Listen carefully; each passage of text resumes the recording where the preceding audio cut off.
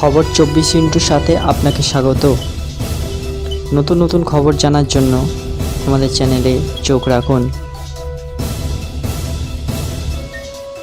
নমস্কার, খবর 24/7 আপনাদের স্বাগত। তৃণমূল আমলে টলিপাড়ার অনেকেই নাম লিখিয়েছিলেন রাজনীতির। 2019-এর লোকসভা নির্বাচনের পর 2021-এর বিধানসভা নির্বাচনে ছিল একগুচ্ছ তারকা চমক। তাদের মধ্যে অনেকেই জয়ী হয়ে সাংসদ বা বিধায়ক হয়েছেন।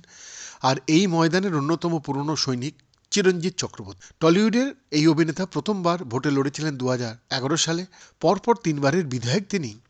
আর এবার লোকসভা নির্বাচনের আগে প্রকাশ্যে রাজনীতি ছাড়ার কথা বললেন তিনি। জানালেন, মমতা বন্দ্যোপাধ্যায়কে ইতিমধ্যেই একাধিকবার অনুরোধ করেছেন তিনি। বারাসাতের বিধায়ক চিরঞ্জিত সম্প্রতি এলাকার একটি অনুষ্ঠানে যোগ দিয়েছিলেন। মঞ্চে দাঁড়িয়ে অভিনেতা বলেন, যতবার আমি হাতজোড় করে মমতা বন্দ্যোপাধ্যায়কে বলি আমাকে ছেড়ে দিন, কেন জানি না উনি আমাকে ছাড়েন না। আমি বলেছি এটা আমার কাজ নয়, আমি এই যুদ্ধের সেপাই নয়। উপস্থিত সমর্থকদের উদ্দেশ্যে তিনি বলেন, আপনারাও আমাকে বারবার ভোট দিয়ে জিতিয়ে দেন, তবে এবার আমি কথা দিচ্ছি আর নয়, আমি এবার ছাড়ব। সমর্থকরা দর্শক আসন থেকে চিৎকার শুরু করলে তিনি বলেন, আমি আমেরিকায় মেয়ের কাছে গিয়ে বসে থাকবো, আসবই না এখানে।